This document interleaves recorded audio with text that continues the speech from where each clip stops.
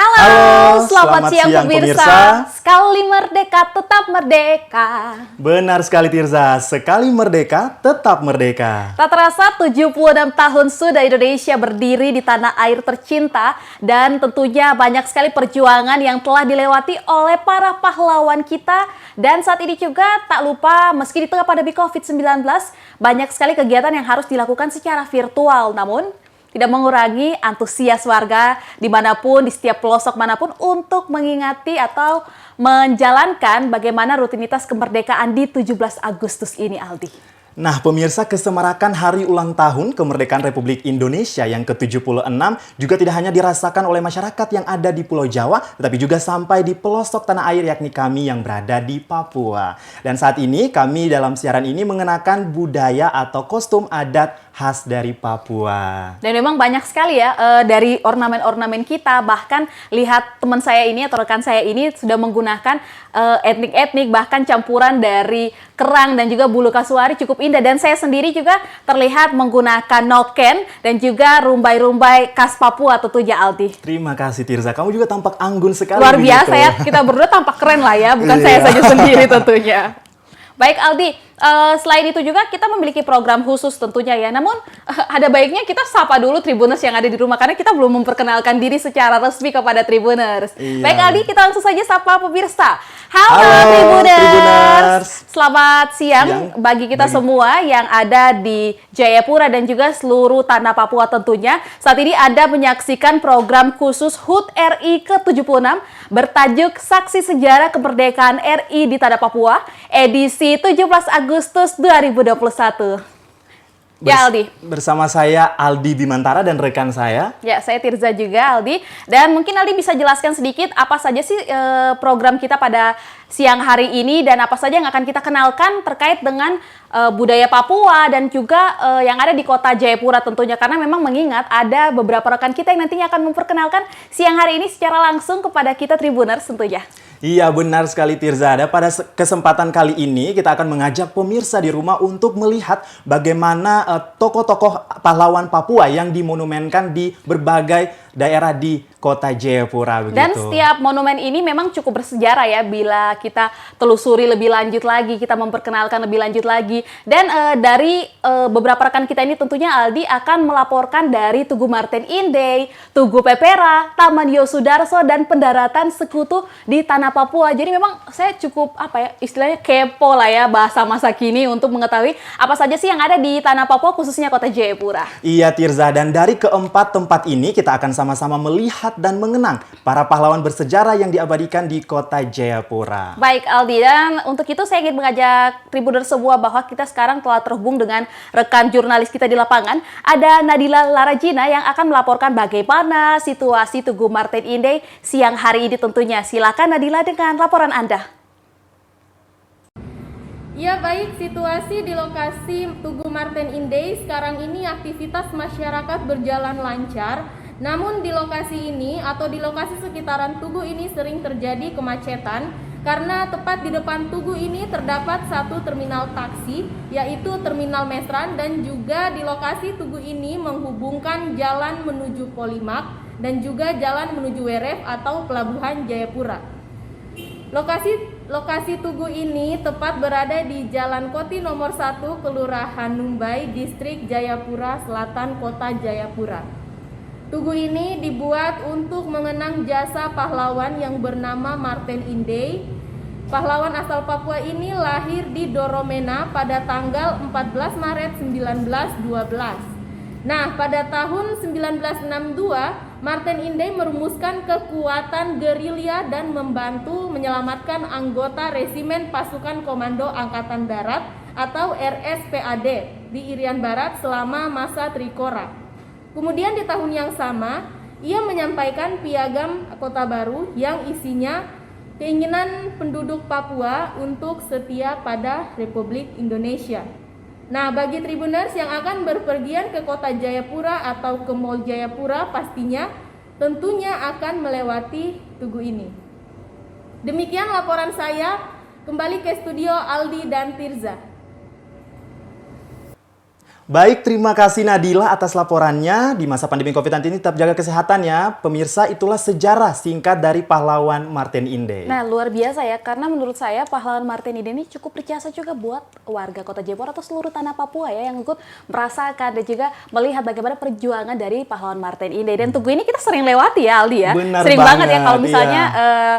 kakak adik orang yang mungkin mau ke Jayapura atau mungkin sudah ada di Jayapura sering sekali melewati Tugu ini tentunya. Nah, Aldi, selain itu juga kita punya rekan Nanditio yang sudah terhubung siang hari ini yang sedang berada di salah satu Tugu, yaitu Tugu Pepera, yaitu Nanditio, bagaimana kondisi dan mungkin bisa jelaskan sedikit sejarah dari Tugu Pepera ini sendiri. Nanditio, silakan dengan laporan Anda. Halo, selamat siang. Waktu Indonesia Timur, rekan Tirsa, rekan Aldi, dan juga Tribuners dimanapun Anda berada. Saat ini saya sedang meliput sebuah monumen penting yang ada di Kota Jayapura. Berbicara soal kemerdekaan Republik Indonesia, maka kita juga wajib berbicara soal kapan persisnya Tanah Papua masuk ke dalam Negara Kesatuan Republik Indonesia. Nah, saat ini saya sedang melihat sebuah tugu bersejarah yang memiliki nama Tugu Pepera dengan kepanjangan yakni Tugu Penentuan Pendapat Rakyat Irian Barat. Nah, tugu ini dahulu diresmikan oleh Jenderal TNI Soeharto, Presiden Indonesia pada saat itu, pada tanggal 16 September 1969. Di tugu ini terdapat 4 poin hasil dari sidang pemusyawaratan pada saat itu yang menjadi dasar bergabungnya rakyat Papua ke dalam Negara Kesatuan Republik Indonesia. Nah, yakni pertama, Irian Barat adalah bagian dari Negara Kesatuan Republik Indonesia dan berwilayah di Merauke hingga Sabang. Kedua, rakyat Irian Barat tidak mau dipisahkan dari Negara Kesatuan Republik Indonesia. Ketiga, rakyat Irian Barat sanggup mempertahankan kemerdekaan dan keutuhan bangsa Indonesia dari Merauke hingga Sabang. Sekali merdeka, tetap merdeka dalam pangkuan Republik Indonesia. Poin nomor 4 berbunyi rakyat Papua mementingkan pembangunan di segala bidang di bawah pimpinan pemerintah Republik Indonesia. Nah, 4 poin tersebut ditandatangani oleh 110 anggota dari Dewan Musyawarah saat itu yang ditandatangani tanggal 2 Agustus 1969 sebagai awal bergabungnya Provinsi Papua atau yang saat itu bernama Provinsi Irian Barat ke dalam Negara Kesatuan Republik Indonesia. Nah, sayangnya tugu itu saat ini tidak dibuka untuk umum dan tidak mendapat perhatian dari pemerintah daerah setempat. Saat ini tugu ini hanya dibersihkan 2 kali seminggu oleh pihak pengelola Mall Jayapura. Nah, mall ini karena berdekatan dengan tugu, maka pihak mall berinisiatif untuk membersihkan tugu tersebut. Namun, perihal pengelolaannya, mall tersebut tidak bisa mengelola. Yang bisa mengelola hanya pemerintah daerah ataupun dinas pariwisata. Nah, diharapkan pemerintah daerah ke depannya dapat membuka kembali cagar budaya tersebut agar masyarakat Kota Jayapura dan warga Papua pada umumnya kami dapat mengetahui lebih lanjut dan mengenal sejarah bergabungnya rakyat Papua ke dalam pangkuan Negara Kesatuan Indonesia. Demikian yang dapat saya sampaikan, saya kembalikan ke studio. Terima kasih. Baik, terima kasih Nanditio atas laporannya, tetap jaga kesehatan juga. Nah, sebagai informasi juga Aldi bahwa Tugu ini satu di antara ikon cagar budaya yang harus kita lindungi. Jadi memang banyak ikon di Kota Jayapura yang harus kita lindungi tentunya. Tepat sekali Tirza. Tugu ini juga diawasi oleh Dinas Kebudayaan dan Pariwisata Provinsi Papua. Nah, pemirsa, selanjutnya kita akan melihat langsung laporan dari rekan jurnalis Hendrik Rewapatara yang akan melaporkan dari Monumen Yosudarso yang berada di pusat Kota Jayapura. Nah, seperti apa cerita bersejarah Monumen Yosudarso? Langsung saja kita simak laporan dari Hendrik. Hendrik, silakan laporan Anda. Iya, Tirsa dan juga Aldi. Saya akan melaporkan tentang Monumen Yosudarso atau yang sudah sering dikenal Taman Imbi. Taman ini berada tepatnya di Jalan Irian Gurabesi, Jayapura Utara, Kota Jayapura, Provinsi Papua. Oke, Tribuners, Jayapura tidak hanya menyimpan kekayaan alam yang besar, namun menyimpan juga cerita sejarah yang sangat tinggi. Bukti sejarah di sini adalah Monumen Yosudarso, Tribuners. Iya, cerita bersejarah itu yakni pertempuran hebat antara Laksamana Yosudarso dan kolonial Belanda di Laut Aru, Maluku, Tribuners. Dan juga di Monumen Yosudarso ini tercatat nama-nama prajurit yang selamat ataupun gugur ketika pertempuran di Laut Arafuru. Oke, cerita sejarah itu berawal pada 15 Januari 1962, di mana kapal KRI Macan Tutul yang dipimpin Laksamana Madya Yosudarso berada di Laut Aru, Maluku. Ia bersama 150 anak buahnya, Yosudarso terlibat misi pembebasan Irian Barat, Tribuners. Namun, Yosudarso gugur setelah kapal KRI Macan Tutul dihantam tembakan bertubi-tubi dari kapal tentara milik kolonial Belanda. Yosudarso tewas bersama 100 anak buahnya, Tribuners. Namun, bagi Yosudarso, Papua adalah harga mati untuk NKRI. Sebelum Macan Tutul tenggelam, Yosudarso sempat berteriak, "Korbankan terus semangat pertempuran." Ini salah satu cerita bersejarah yang sangat luar biasa, Tribuners. Demikian yang dapat saya laporkan, kembali ke studio. Informasi sedikit dari Hendrik. Terima kasih Hendrik untuk laporannya. Tetap jaga kesehatan, dan itu merupakan monumen bersejarah dari pahlawan Yosudarso. Aldi, melihat bahwa pahlawan Yosudarso ini cukup berjasa ya bagi Indonesia juga, dan ini memang monumen yang sudah sangat lama dibangun oleh pemerintah dan untuk memang mendukung prasarana atau juga mengingat sejarah dari bagaimana pahlawan Yosudarso bisa bersuara dan juga mendukung kemerdekaan di Indonesia tentunya. Nah Aldi, dan juga saya sejak kecil suka sekali untuk berkunjung ke lokasi ini karena ini memang merupakan salah satu ikon yang banyak sekali dikunjungi semasa saya kecil. Bagaimana dengan Ko? Iya Tirza, memang kalau kita melihat kilas balik dari monumen ini dari masa lalu dan juga masa sekarang memang sudah sangat berbeda jauh ya kondisinya. Karena kondisi saat ini sepertinya sudah tidak agak sedikit tidak terurus begitu ya. Bagian monumen juga tampak di dalamnya itu sudah tidak terawat dengan baik begitu. Dan memang ini butuh perhatian khusus ya, karena ini selain tempat bersejarah, ini juga mengenang pahlawan kita tentunya untuk Indonesia. Jadi memang perlu adanya lagi perbaikan, pengecetan, atau mungkin lagi kita menjaga kebersihan di sekitar lingkungan itu untuk bisa sama-sama merasakan atau sama-sama berkunjung ke tempat sejarah ini tentunya. Nah, laporan ini terakhir juga dari jurnalis Calvin Erari, dan ini memang tidak kalah menarik dari teman-teman yang kita ya tadi ya Aldi yang sudah melaporkan dari berbagai macam titik yang ada di Kota Jayapura. Nah, Calvin Erari bisa laporkan secara langsung bagaimana tempat di pendaratan tentara sekutu pimpinan Douglas MacArthur. Silakan Calvin dengan laporan Anda. Iya, Tirza dan Aldi, saat ini saya ingin menjelaskan terkait Tugu Douglas MacArthur yang berlokasi di Hamadi, Distrik Jayapura Selatan, Kota Jayapura. Nah, dari informasi yang dihimpun, tugu ini merupakan salah satu saksi sejarah pendaratan tentara sekutu di daerah Pasifik Barat Daya yang dipimpin oleh Jenderal Douglas MacArthur pada tanggal 22 April 1944. Saat itu, Jenderal Douglas MacArthur yang menjabat sebagai salah satu jenderal besar dari Amerika Serikat yang tersohor dengan strateginya yang dinamakan loncat katak pada saat Perang Pasifik sejak 1941 hingga 1945.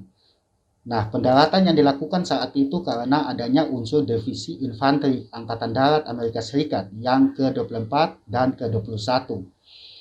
Selain itu, di dasar tugu ini juga ada terlihat seperti berbentuk segi empat, dan di atasnya ada bangunan tiang atau seperti tiang tembok. Dari pantauan tribunpapua.com, ada sedikit tulisan juga yang menceritakan sejarah pendaratan saat 22 April tahun 1944 lalu. Nah, tulisan tersebut juga menceritakan tentang kekuatan sekutu, di mana kekuatan sekutu di daerah Pasifik Barat Daya di bawah pimpinan Jenderal Douglas MacArthur yang mendarat di tempat ini. Itu untuk membebaskan para tahanan mereka yang berada di Hollandia saat itu. Nah, di mana pendaratan yang dilakukan saat itu di Teluk Humboldt dan Teluk Tanah Merah. Pendaratan tersebut juga dilakukan karena unsur divisi infanteri Angkatan Darat Amerika Serikat yang ke-41 dan ke-24. Kemudian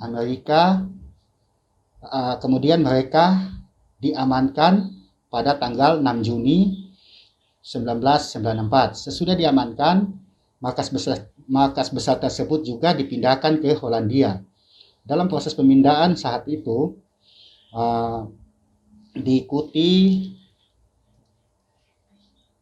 oleh Markas Besar Angkatan Udara Sekutu, pasukan pendaratan Sekutu, Armada ke-7 Amerika Serikat, Angkatan Udara Amerika Serikat ke-5, Alamo atau Angkatan Darat Amerika Serikat ke-6, hingga Angkatan Darat Amerika Serikat ke-8. Nah, kemudian dari informasi yang dihimpun juga dari salah satu penjaga lokasi ini yang bernama Johannes Tecuari, di mana dirinya menceritakan terkait pengunjung. Nah, pengunjung ini menurut Johannes sejak tahun 1980 hingga tahun 2001 pengunjung yang datang ke tempat ini cukup ramai, dan rata-rata pengunjung-pengunjung tersebut adalah wisatawan asing yang datang seperti dari Inggris, Belanda, dan Amerika. Namun sejak tahun 2001 berlanjut hingga saat ini, kata Yohanes, sudah tidak ada lagi pengunjung. Nah, kemudian untuk dari pantauan kami, halaman di sini juga bisa dibilang cukup terawat. Mulai terlihat dari pagar masuk menuju tugu ini pun juga dihiasi dengan rentetan bunga. Sementara dalam halaman sekeliling tugu ini juga ada terlihat dua bangunan kecil, di mana yang satunya sebagai kamar mandi dan satunya juga digunakan tempat tinggal bagi penjaga tugu tersebut. Demikian Tirsa dan Aldi, ini penjelasan singkat saya mengenai Tugu Pendaratan Douglas MacArthur di Hamadi, Distrik Jayapura Selatan, Kota Jayapura. Dari saya, Alvin Herai, kembalikan ke studio.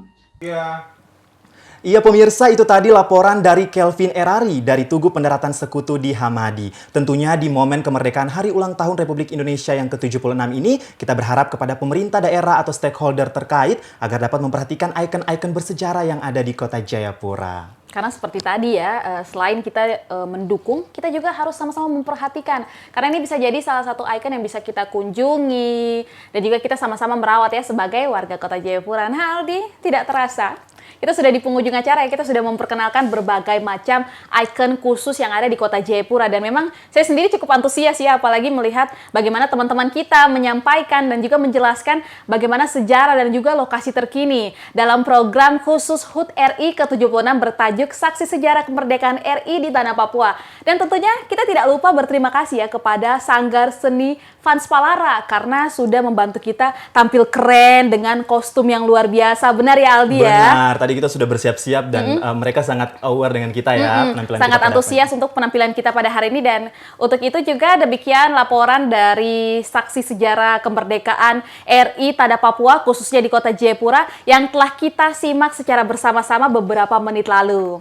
Selain itu, pemirsa jangan lupa untuk mengikuti update berita di media sosial kami, diantaranya Instagram Tribun Papua Official, Facebook Tribun Papua, dan website tribunpapua.com. Tetap patuhi protokol kesehatan dengan menggunakan masker, mencuci tangan, dan hindari kerumunan ya Tribuners. Iya, akhir kata saya Aldi Bimantara. Dan saya Tirza Bonyadone, pamit undur diri beserta kru yang bertugas tentunya Aldi. Iya, saya jaga kok. Go Jagasa, Papua aman, Indonesia merdeka. merdeka.